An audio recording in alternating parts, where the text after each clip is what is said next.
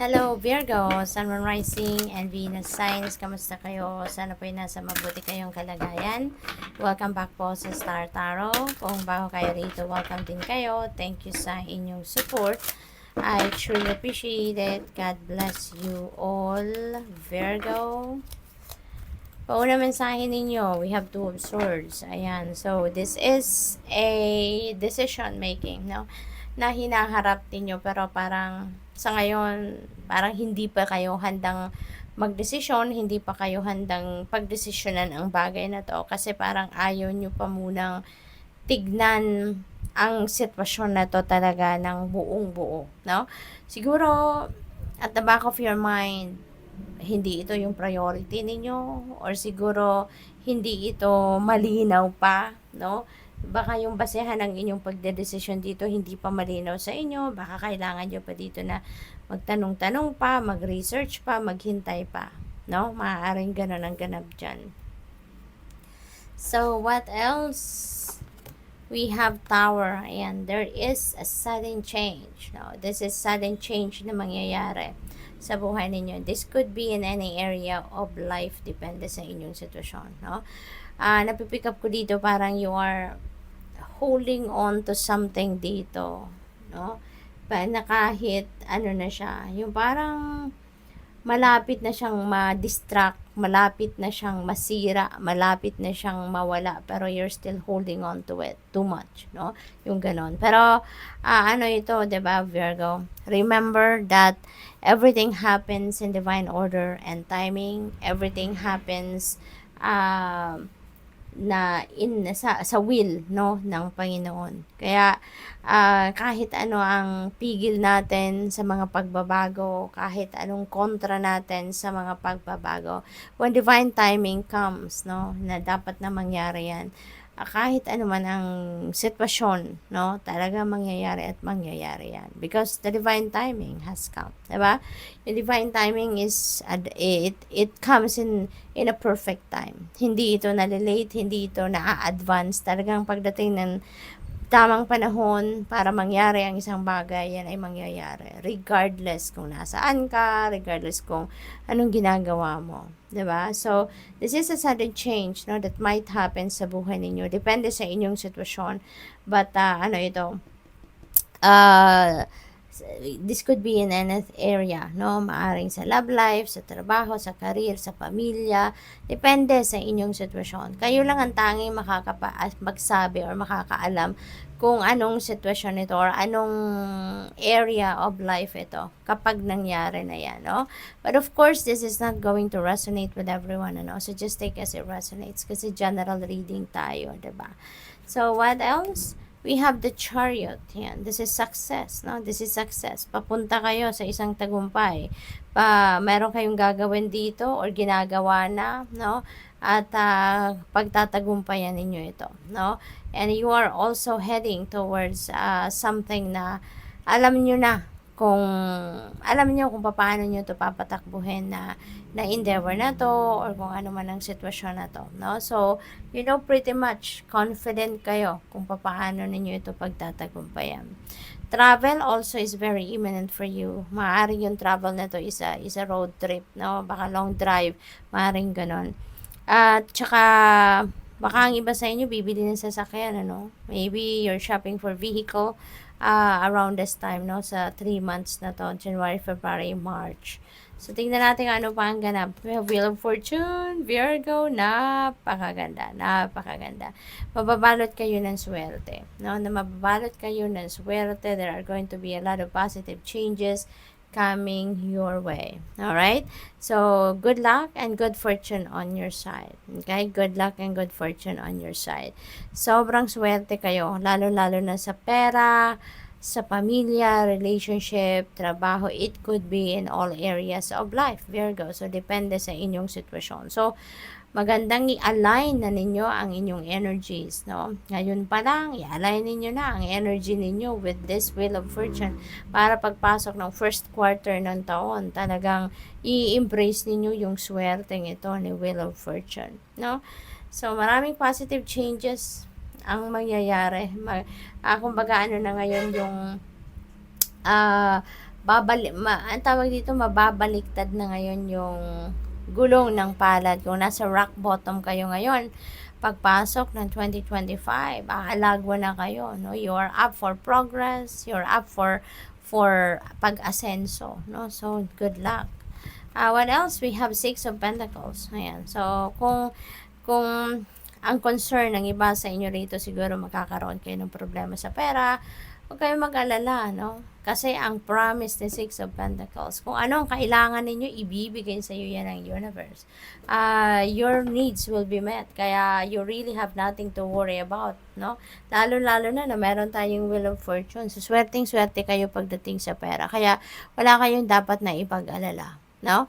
Ano lang kayo lagi, no? Magtiwala lang kayo lagi sa inyong sarili, sa inyong kakayanan. Magtiwala kayo sa divine plan, no? Magtiwala kayo sa divine plan. Kasi kung anong kailangan ninyo, nakikita naman ng universe yan. God knows kung ano ang kailangan ninyo at kailan ninyo kailangan. Kaya it will be provided to you, okay? So, tignan natin kung ano pa ang ganap for Virgo.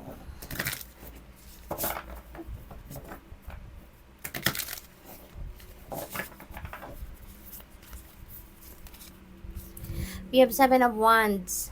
Ayan. So, there could be a challenge dito na maaring ano ninyo rito, ma-experience ninyo rito. At ang challenge na to, this could be because dahil siguro sa swerte ninyo, sa ganda ng takbo ng buhay ninyo, pagpasok ng 2025, ay baka maraming naiinggit sa inyo, Virgo. Kaya maaaring meron ditong magte-test, no, ng inyong tapang, magte-test ng inyong paninindigan, diba? Pero, kayo nang bahala dyan, no? If that message resonates with you, during that 3-month period, no, in 2025, importante lang, tune in kayo sa inyong intuition lagi. Allow your intuition to be your guide para hindi kayo magkamali ng desisyon, hindi kayo magkamali ng path na pagdadaanan, okay? At manindigan kayo kung ano sa tingin ninyo ang tama, no? Kung nasa rason kayo, doon kayo, no? Wag na kayong don't allow other people to drag you into their drama. Okay? Focus na lang kayo sa sarili ninyo as much as possible. Kung hindi naman worth of your time, energy, no? Yung mga taong ito na nasa paligid ninyo, wag na ninyong bigyan ng pansin, no? Focus on yourself, focus on what is good, wag kung ano makakabuti sa inyo, doon na lang kayo. Do not allow negativity, no? Na makadikit sa inyo. We have the High Priestess. Ayan, speaking of intuition, kanina sabi ko, diba? Listen to your intuition. Follow what your intuition is telling you dahil hindi kayo nito dadalhin sa kung saan-saan, kundi sa right path kayo nito dadalhin.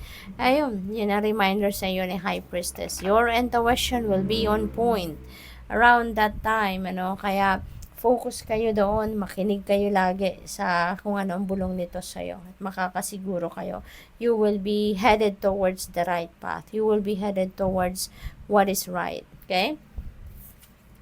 We have the Sun. Holy moly, Virgo. Napakabongga. Let's claim this. Thanks God. No, God is good. Virgo, we have the Sun energy. Napakaswerte ninyo. Wheel of Fortune, good luck and good fortune. Sun energy, the brightest, the most uplifting, the most positive energy sa buong tarot deck, presente rin sa reading ninyo. So talagang i-claim na natin ito at i-align na natin ang mga sarili natin with these energies kasi bonggang-bongga ito. Nagsama silang dalawa. This is mic drop moment, 'di ba? Talagang isang malaking pasabog ito ng universe para sa inyo. Magandang sitwasyon. Magiging maayos, maganda, masaya, successful kayo, healthy. 'Di ba? Wala na kayong mahihiling pa. Sobrang swerte ninyo. Sobrang swerte. Magliliwanag ang buhay ninyo. You will be filled with energy, with joy, happiness, successes. Wala na kayong hihilingin pa. So, what else? We have the Fool. Marami talagang pagbabago kasi maraming changes, no? The Wheel of Fortune also brings forth positive changes sa buhay ninyo. Ganon din si Sun energy. Things are going to change for the better. Kaya marami bagong chapter ng buhay ninyo dito na magsisimula, no? Maraming bagong phase, no, ng buhay ninyo rito na sisimulan kayong gawin, and you're going to start to embrace it. You're so blessed, you're so lucky. Magtutuloy-tuloy ang momentum ninyo, no? Virgo, from 2024, diba? Swerte kayo ngayon taon. Yan, magtutuloy-tuloy, ano? At least up to, yung first 3 months, no? Yung first quarter ng 2025. Mukhang nagbi-build kayo ng momentum, no? So, good luck to that. We have 3 of Cups, celebration energy. You have so many reasons to celebrate.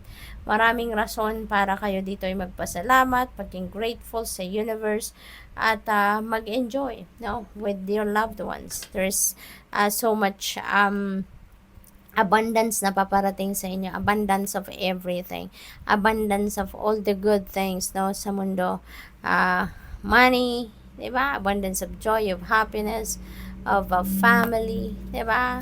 Nandito na lahat, kaibigan, masaya, no? There are a lot of celebrations coming your way, Virgo. Maaring mga selebrasyon ninyo yan, okasyon ninyo, or baka maiimbitahan kayo, whatever the case may be, this is a happy time, no? Period sa buhay ninyo. We have the moon energy. Ayan, nasa taas din niya, nasa baba niya si High Priestess. Kaya definitely, Virgo, you are so blessed, you are so, divinely guided kayo. Napakaswerte talaga ninyo. Dito nakikita kung gaano kayo, siguro hindi kayo nakakalimot magdasal, hindi kayo nakakalimot magpasalamat sa universe, kaya you are going to be showered with a lot of blessings, no? You will be showered a lot of good things, no? Dito. Sa the moon energy, you are blessed kasi divinely guided kayo. Ginagabayan kayo, pinapakita sa inyo ng universe ang right path, kung saan kayo dapat mapunta, saan kayo pupunta, anong gagawin ninyo, no? So that is really beautiful. Kaya kayo, pay attention to your intuition at all times, okay? Listen to your gut. At saka even sa inyong mga panaginip, no, Virgo, kahit sa inyong mga panaginip, sinisendan kayo rito ng mga panaginip to guide you, no? Kasi maaaring sa kabisihan ninyo, workaholic kayo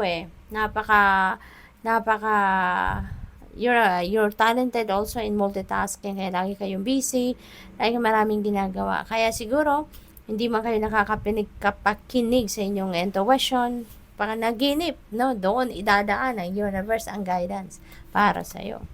So we have the Empress. Emperor. Napakaswerte talaga ninyo, no? Napakaswerte ninyo, lalo-lalo na pagdating sa pamilya, pagdating sa relationship, sa pera. Stability ito no? Si Emperor energy. This is about stability. So, you're going to lay a solid foundation sa ngayon. Pagdating sa inyong money, career, finances, no? Financial security, financial empire, no? Lahat ng pinagkukunan ninyo ng pera, talagang siguro konkreto na yan. At ilalagay ninyo sa tama, no, ang inyong income, ang inyong mga pera. At saka ginagawa din ninyo yan para makapag-provide kayo para sa inyong pamilya, no? Nagsisikap kayo, magtsatsaga kayo, magsisikap kayo magpayaman, magkapera, so that you can share your blessings with other people, hindi lang para sa pamilya ninyo. Kaya blessed kayo, no? We have 7 of Swords. Ayan, so mag-iingat kayo din, kasi marami talaga naiinggit sa inyo. Mag-iingat kayo, be careful not to trust 100%, no, sa mga tao na sa paligid niyo, because you never know kung sino mapapagkatiwalaan at sino hindi. Kaya dito din, importante, no, na makikinig kayo lagi sa yung intuition, so that you will be guided accordingly.